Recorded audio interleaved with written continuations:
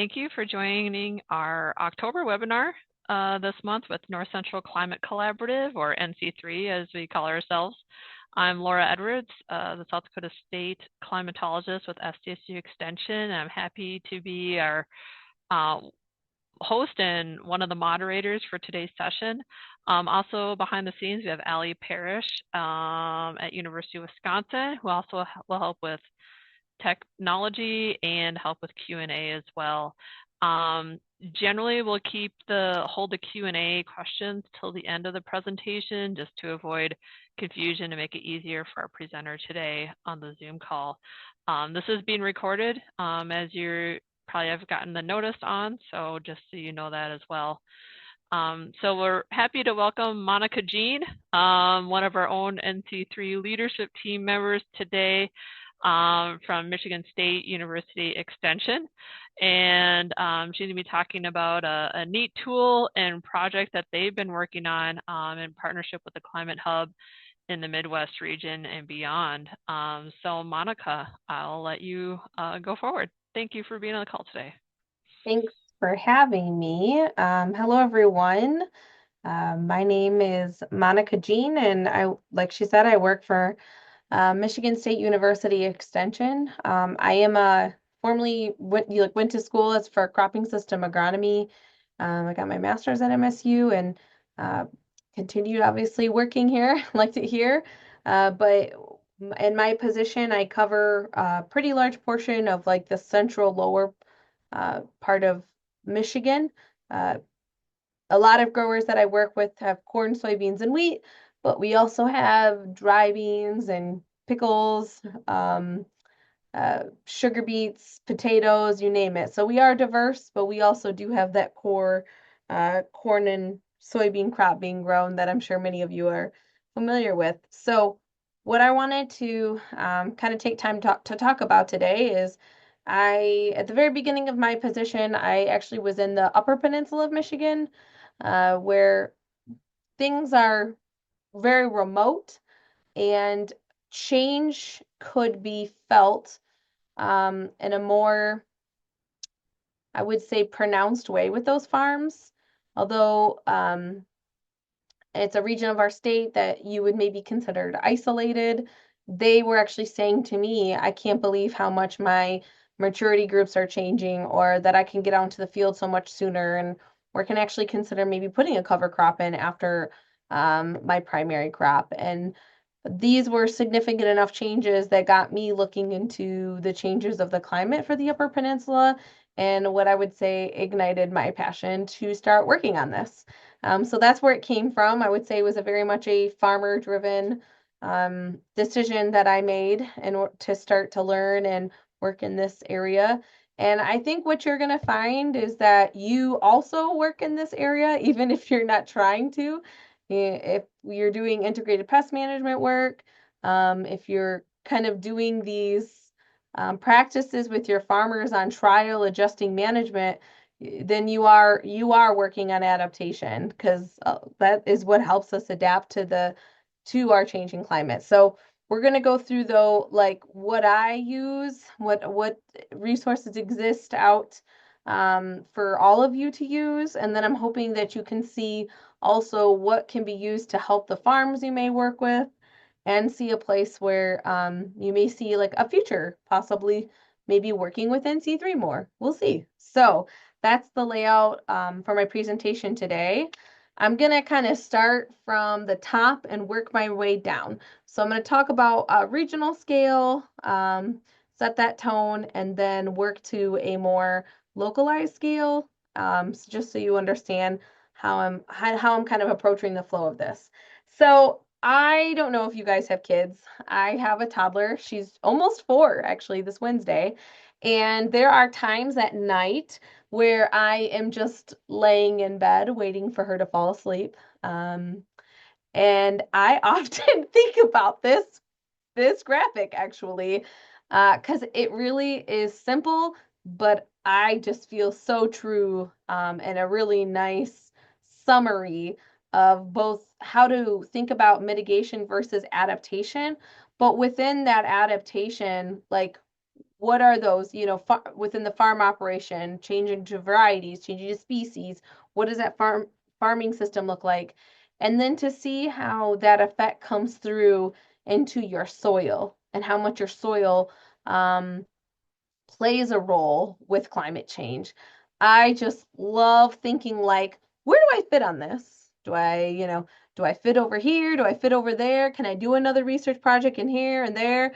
So for me, I wanted to share this because I feel like it's a really inspiring slide, and maybe tonight when you try to get your kids to go to sleep, you'll also lay in bed there thinking about what can I do with my farms. And I want to let you know that you're not alone.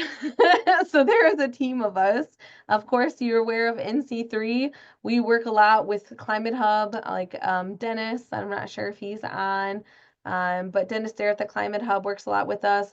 And there has been several groups that have been born out of these collaborations and caused proposals to exist, creating additional resources. So camp created resources around like having fellowships and a lot of like peer-to-peer learning opportunities with those fellowships that are both farmers and agribusiness. Um, the diversified corn belt did a little bit different approach with practices. All of these have kind of applied, got funding, and did different approaches, but are working at the same goal. And you can see our project here, the Climate Ready Midwest, there towards the middle. That's the one I'm going to touch on the most today and cover the tool we use and how I use it. So, a reminder, what can you do in your work? What could I do? What could a farmer do with this work, or how could I help them? How I use it, and then what future plans. So, Climate Ready Midwest is been a team. Many team members here are also within NC3, but not all of them.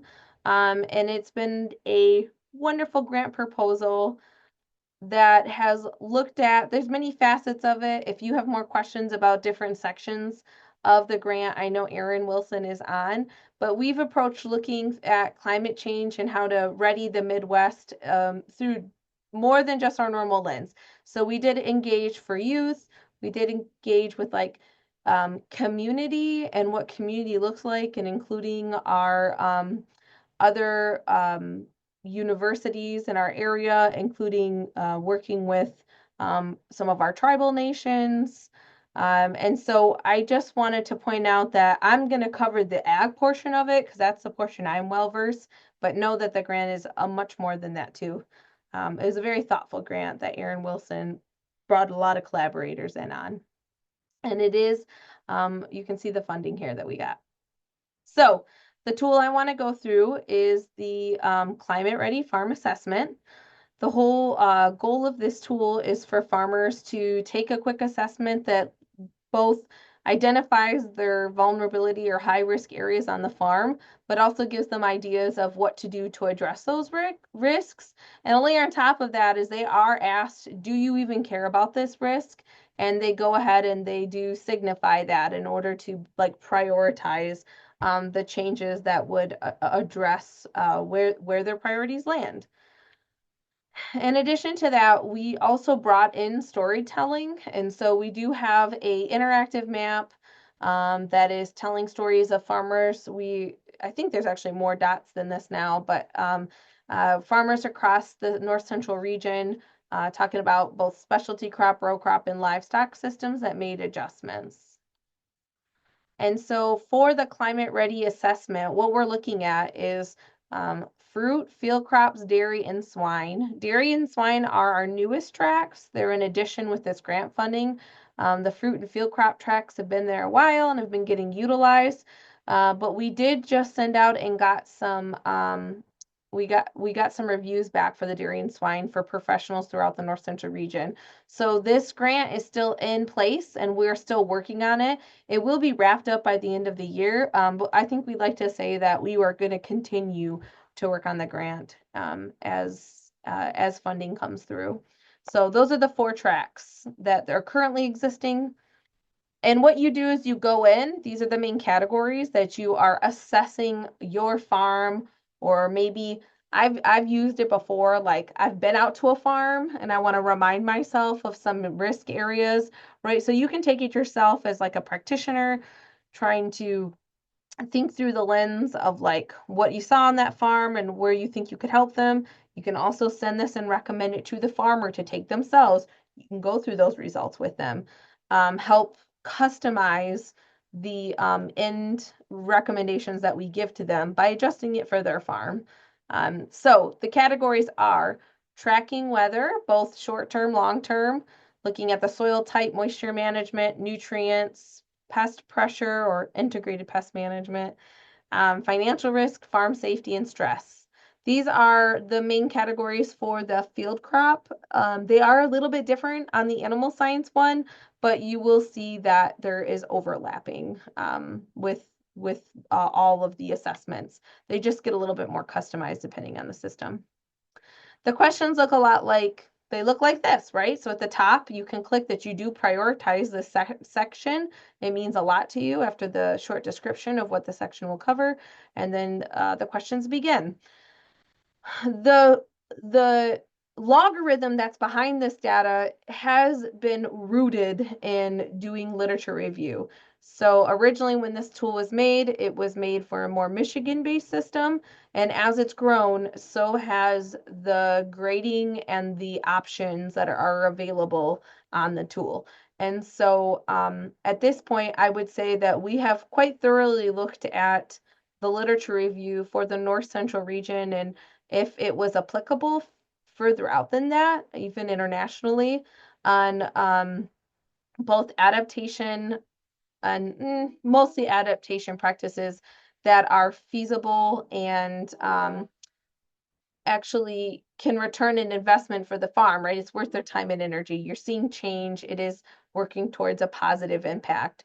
And so there are things on here that are a good adaptive tool, but they're very expensive and hard to pull off with our current technology. So you may not get as many points for that one, right? So you don't see that logarithm, but know that that's what the logarithm, that point system is based in. And what those points feed into is a system that shows where your risk level is at and kind of give you an idea of where you could start to work on things or put time and energy into, because doing all of this at once could look pretty overwhelming. So we're trying to work with our farmers on you know, being aware, right? This is an awareness tool, but hopefully also encourage them to start to work away at things as well. And then after what pops up, like right below this risk table, is the suggestions for resources to help them. So you can see these squares here are resources that could help them improve their tracking weather for short-term purposes. We have a little explanation of how this stuff was calculated, and we do have an Ask Extension question area that someone can submit. That usually goes to me or Erin Wilson, actually. So if you already know it's me or Erin, then you're welcome to also email us if you have questions. The resources are not just something you have to view after you take the assessment. We do also have it as a tab at the top. And you can go ahead and search by category or, the tag that's associated with that. So that's a nice pull-up tool. We're always looking for additions. So if you get on and use this and you're like, oh, this tool's not on here and I think it's wonderful, you're welcome to send that to us and we'd be happy to add it on there. So I hope that you can see that you can get on and take this tool and maybe assess your own farm or try to work through some problems and think about how to be able to help other farms, but you can also encourage and send it to farms that you work with. I want to transition a little bit and talk about how I use it. And so I showed you that graph that I ponder a lot at night. Obviously, I helped build this tool. I have a pretty good running knowledge of what the options are for adaptation on that list. And I'm thinking about like how can I actively work on helping farmers adapt or mitigate or help them understand like what's happening without really having to have that conversation, I guess, around like what is climate change. I'm not saying I'm trying to ignore it. What I often am trying to just like avoid or get around is stifling the conversation. I'm trying to present them with science and but I want them to stay engaged. I don't want it to become a political debate. So what I'm trying to do, a relatable story so that they can see themselves there and we can kind of take away that politically charged background. Um, a tool I want to point out is on that website is those stories. So playing a farmer story at one of your events is a very appropriate thing to do, right? They can hear from another farmer. They can hear that story. I also have been lucky to have been working with some wonderful colleagues. There's a nonprofit called Maya that Julie Dahl runs. We've got the Nature Conservancy. We do actually quite a bit of work with Michigan Farm Bureau, with some of their environmental employees. I've co-presented on this with them. So we've had some really great partners that have gone above and beyond, and so we have a basis to go off. What this looks like is I call my presentation actually weather stories from my fields. And we showed this. So we had a roundtable with a lot of collaborators where we sat down and just listened to farmers. They willingly came and shared their stories and their input. And I think that their words and their stories is really what helps me break through some of that really like that ice that you just seems like, how do I get above this, right? Like, I don't want to stay down here in this water. And that's how I do it. So because of the weather, you are buying bigger machinery. You are doing stuff in a hurry. Very relatable, right? Very true. We used to see more intermediate rain showers, half an inch to 1 inch, but now we just get gully washers. Um, I think, I guess I've never had a farmer fight with me on that. They're usually like, yup, that's what's happening. And then I do the humble thing, actually show my own family's fields. So we've got gully washers too, and we have ponds that are not supposed to be there. And what we do on our farm is not perfect. I don't want them to feel isolated, like you have to do no-till, you have to do cover crops. I want them to know that like I understand that their farm is real and it's dynamic and that we're here to help them try to pick away at what's going to work for their rotation, for the crops that they're growing and for their financials. And that's what we're doing too on our farm, right? Like we're not perfect either. We're not no-till. Um, it's just a part of this system, but we do know we need to make a change. And some of the graphs around climate that I do like to show that I do feel like um, really I'm trying to motivate them or show them like what they're working towards, right? Is one like this. So Jeff Andreessen, our climatologist, made this for me. I know I've seen Aaron Wilson use it, but the Ohio version and some of his presentations, I feel like this does a really nice job at graphically letting them see like what is the change and what could be the change, right? Depending on our mission scenario. And a lot of them will look at that top one here, um, where we're starting to feel more like Ohio's weather. And they're like, yeah, I feel like we are sliding that way. I do see that in my changes to my maturity group, or I do see that in the changes to my length of a season that I can get out in the field. So it's a powerful graphic. This is also another one I like to show. So we have Glisa that I can pull these images from for the region. You may too, working with the Climate Hub in your area or some other resources, be able to pull different images, but this is what I like to use from Glisa. Right on their website, easy to pull down and trim and use. And so what I like to show here is, these are broken into seasons. We've got winter, spring, summer, fall. Where are we the warmest? We're the warmest in summer, right? Again, winter, spring, summer, fall. Where are we the driest? We're the driest in the summer. When do we need moisture? When are our crops in? I think it's easy to see when we start to show these images the effect we're feeling of it being wet when we're trying to plant or harvest and it being dry when we really need moisture to get our crops going and continue through the season, we're like, oh yeah, I can see that here, right? But it's just worse. It's worse than it is now. Again, very relatable. Another thing we like to touch on is we do have a like a the technological capability at MSU Extension to use some precision guided environmental like application work. And so what you're looking at here is a historical profit stability map. So it's 7 years of corn data that they're able to normalize using NDVI, and also if the farmer can provide cleaned up and accurate yield monitor data, what we're able to give back to them is like, this is from 7 years of you doing this rotation. This is where your profit is, where your loss is.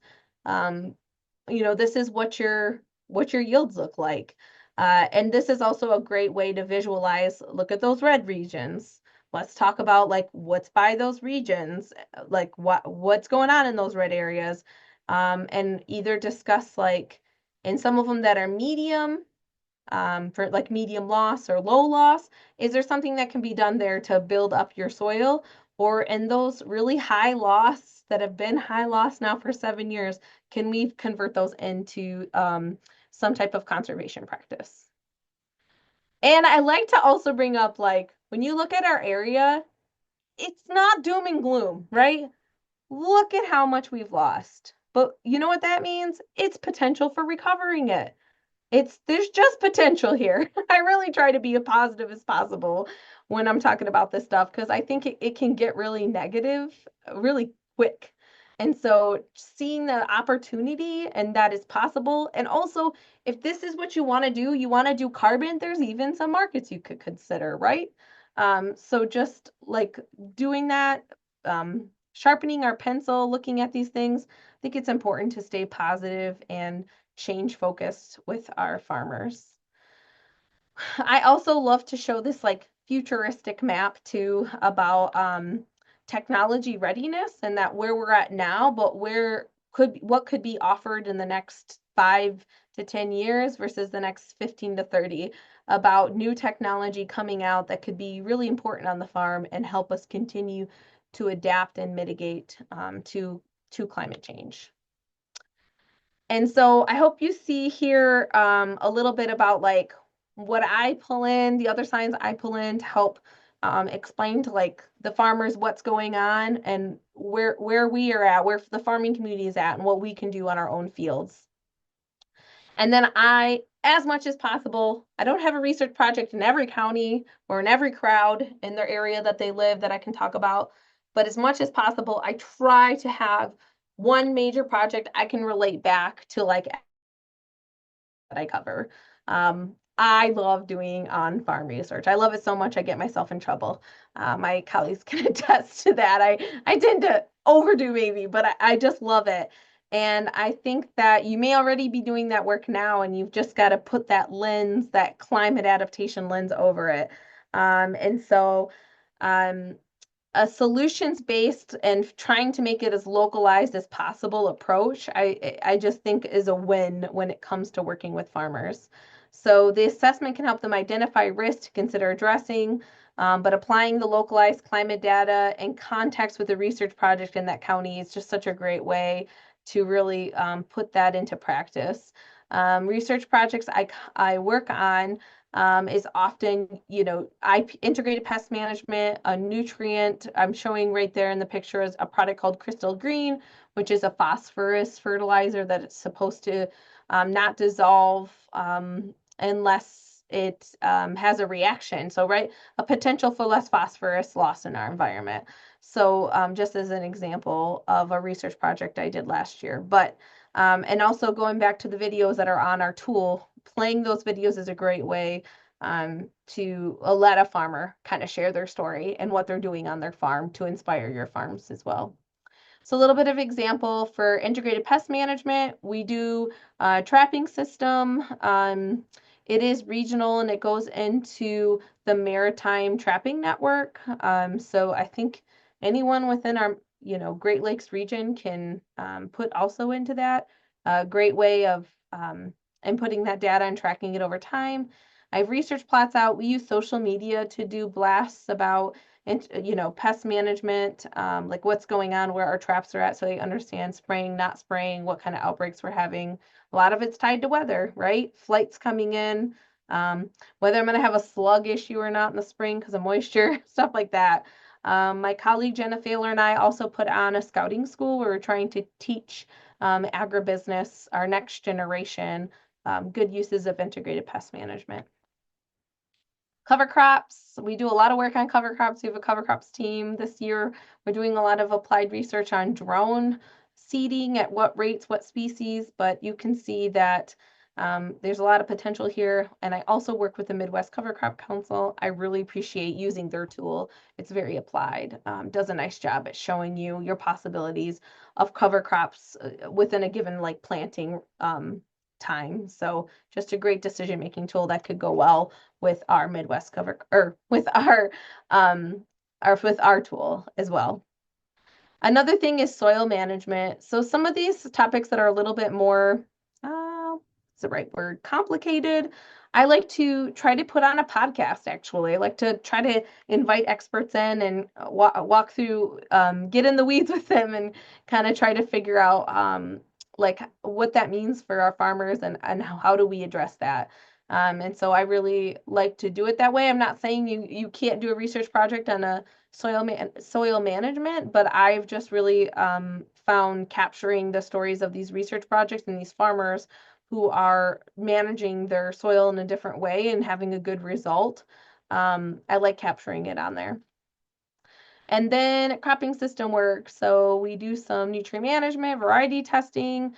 We are continuously trying to work technology into what we're doing with the farms, much like that stability map I showed you, running those with the farms and helping them with their decision making on return on investment. But we also had the yield enhancement network with Michigan Wheat, and that pulls a lot of data on farm and helps that farmer know their yield potential for a field and trying to help them, like, if my yield potential is here and I yielded here, what am I missing in between in order to get up there?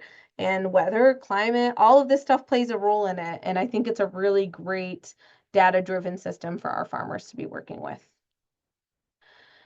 All right, so last step here, I think I am almost done, is future plans. And so I want to encourage all of you that if you have found this to be fun and you are interested in doing some of this work, of course, you're welcome to reach out to me, but get on our NC3 calls. We are always looking for more people to participate and engage, and the more of us that kind of group together and share knowledge and write grant proposals, then the more work we can do at kind of moving our North Central or Midwest region forward together. And it's a great group to work with. As far as my future plans, I've actually gone back to school. I'm getting my PhD in an integrated cropping system management, where I am actually looking at what are the characteristics of soil that do allow us to be more resilient. So when we change a practice, what is that actually doing to our soil, and is it worth it? Is it worth that cost? So I'm very excited to do that with Christine Sprunger, and that's what my future plans look like. So stay tuned, more data. I think with that, I've seen some questions come up. I'm gonna stop sharing just so I can see you guys. I can always pop it back up if people have questions about a slide. Thank you, Monica. Great presentation. We'll invite questions. You can type them in the Q&A. I believe the chat is also open, but the Q&A is a little easier to handle. We'll start there. Where will the drone cover crop findings be published or shared? Oh, we can't hear you, Monica. I did not mean to mute myself. Sorry about that. We have an interactive cover crop map that we put on GIS. So we'll probably put them up there. I guess I could put my email address in here. If you want that really fast, like you just can't wait to find out, I'd have that summary done and probably could send it to somebody faster than I'm going to get it on the GIS map. So, I, yeah, if we have some time, I can run through what those species look like if someone's curious. I don't know how many questions we have about that, but. Yeah, she wrote back, no hurry at all on the drone results. She's just wondering for next year. So. Okay. Yeah, I would be happy. We had winter kill. We also had non-winter kill cover crops, mostly cereal rye, and we're actually going to be running perpendicular to the plots, trying some different herbicide options to see termination this spring. So we're kind of layering up that trial. Yeah. All right, thanks. Go in order here. There's one from Scott in the chat about how did you get your financial information for your profit loss results on your map? And some other questions there about crystal green and so on. On my map. Yeah, it was kind of towards the end, I want to say. Was it one of my generated maps or my? I'm looking through it. Was that the yield map maybe? Oh, Valpo? here I can share it's actually farmer reported. So in order for that map to be accurate and to work, like we can pull satellite imagery. Can you see it? It's coming. It's coming. There you go.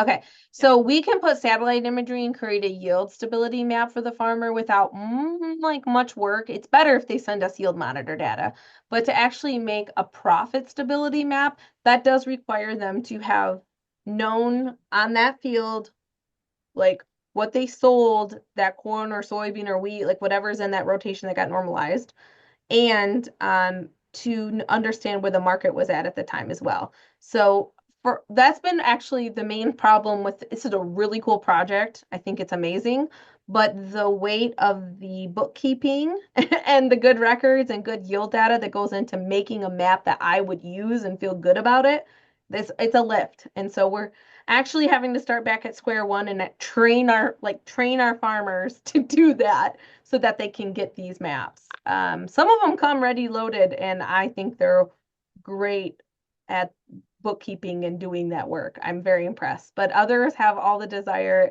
and very little records. So it's a mix. We try to meet them where they're at so that they can hopefully, we can at least give them a vegetative index one for them to start thinking about things and work towards creating the profit one. Yeah, the same person asked about they're also looking at comparing different applicant technologies like polymer, sealed nutrients, restoring an absent algae, etc. They would really appreciate a report on crystal green that you referred to. Well, I can actually give it in a real quick summary. It didn't do anything for us. So unfortunately for the cost, especially once that was brought in, I know that they have reported it working for other fields or farms, and not just in Michigan, but other states. But unfortunately, the project we did on wheat, it had not yielded, and we hope to continue to do it. I would like for it to work. But we did a replicated trial and I did some pretty intensive measuring, and I didn't really see an uptake in that phosphorus too, like in the tissue sampling.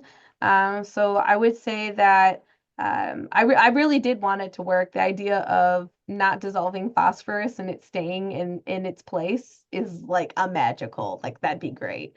So I was rooting for this product, and maybe we just need to work through some things, but currently we have actually shown for it to not have effects. All right, and we'll go to the Q&A next, Monica. Question from Rosalind. How do you advertise your workshops? And your example of weather stories is great, and they're curious what key strategies you use to get people there in the first place. How do I advertise my workshops? I would say that I have done climate change cafe chats before, where I did call it that, and I did have people show up. Pretty small crowd, pretty small crowd. Although I really couldn't buy coffee and breakfast for that many people anyways. So maybe it's okay, it worked out.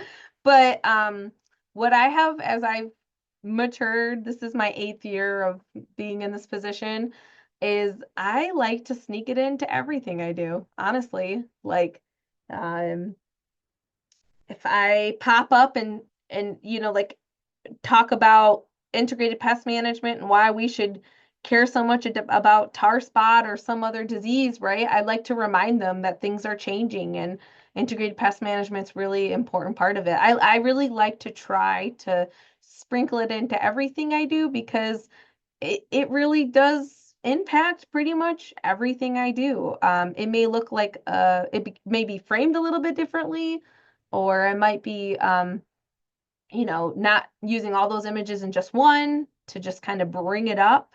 But I really do try to sprinkle it in everything. Did that pretty much answer? I was trying to find it to see if I missed a part of her question. Did I get all of that one? Oh, I can't hear you, Laura. Yeah, any other strategies that you use to get people there in the first place? Oh, well, if you cover pest management, you can get credits for their licenses. That's that's like for a lot of topics, right? We often need a carrot. So a free meal, like an opportunity to get some RUP, restricted use pesticide credits towards their license.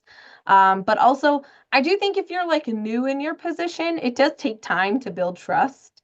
They don't care what you know until they know that you care.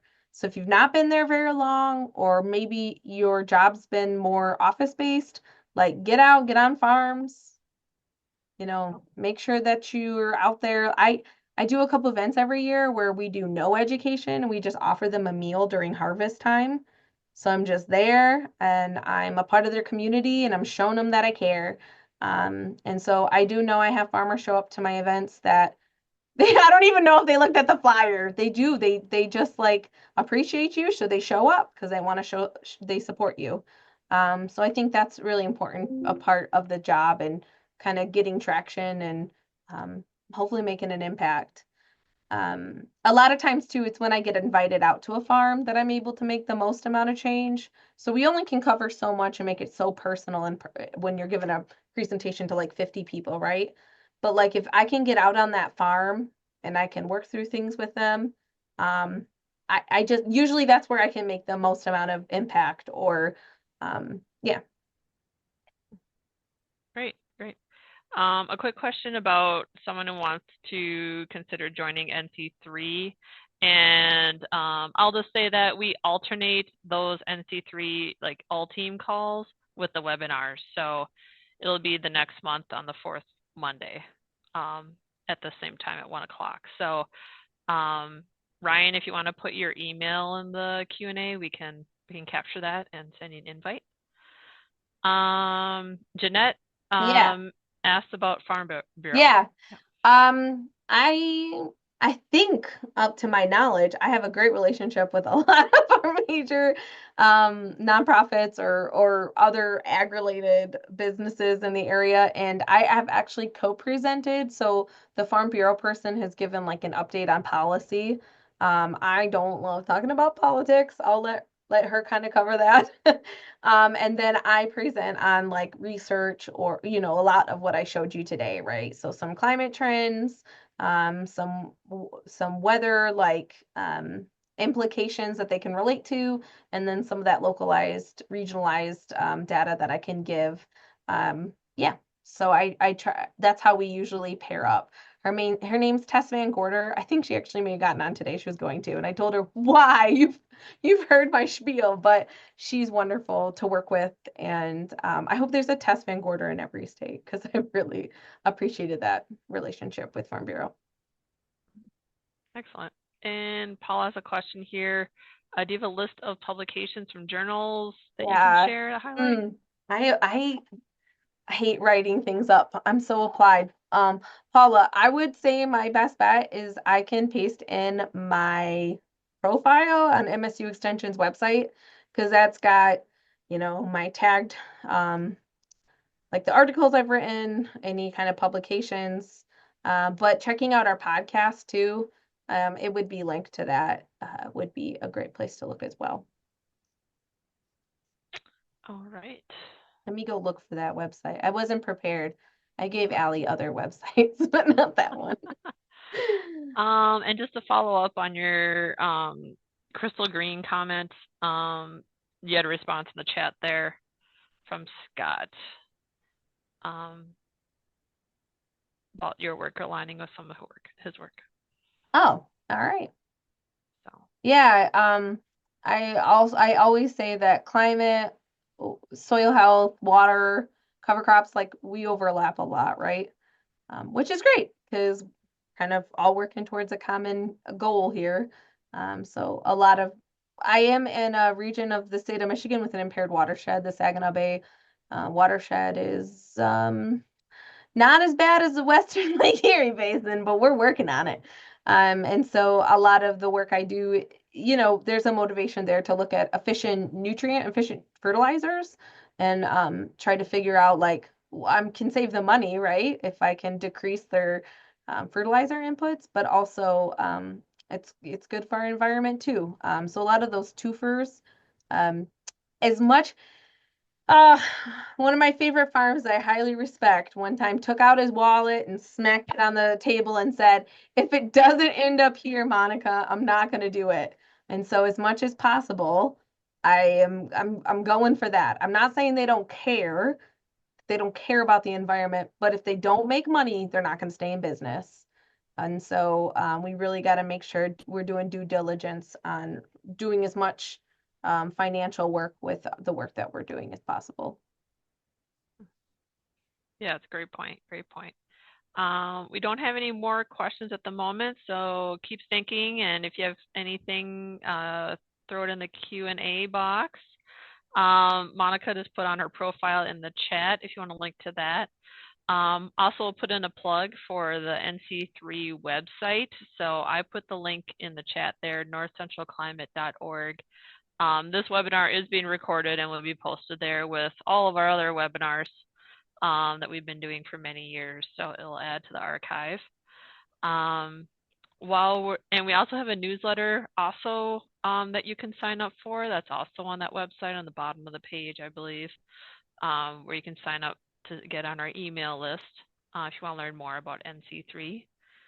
I got a plug for NC3 I want to add, Laura. Yeah, go for it. So I think it's been like 4 years since I joined the group, and my boss pretty much like voluntold me to get on because of some of the work I've been doing. I did not know why I was getting on there. Like I was not sure what the heck I was doing, but my boss tells me to do it, right? And now here I am, strongly rooted in getting my PhD in a project around climate and cropping system agronomy. And so I would just encourage you all, like weather impacts pretty much any category that we are interested in. And I'd encourage you that you don't have to be like, become me or anything, but as much of that science you can pull in and apply, that it's only going to help you. I really feel like it's mostly a positive thing. Yeah, thanks, Monica. I've enjoyed working with you for sure. So, Paula, her profile information's in the chat, so you might need to open that little window with chat to see that link. Yep. Yeah, I don't see any more questions at this time. I'll put in another plug too for our next webinar, which will be in December with Dwayne Friend from University of Illinois Extension, and he is a friend of ours too, talking about their new course and climate curriculum that that they have already piloted and are looking to expand.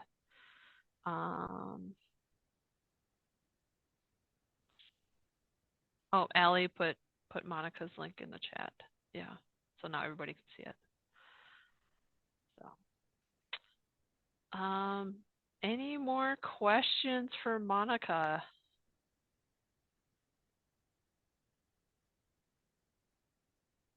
Great. I love ending early, being efficient.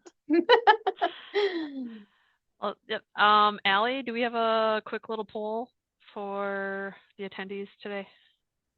Yes, when you close Zoom, it will pop up in your browser. Okay, yep. So we encourage you to answer those. That helps for our reporting. We're all good extension agents here, extension professionals. So we appreciate you calling in, listening in, and watching with us. And we'll see you next time in December, if not before. Thanks, everybody.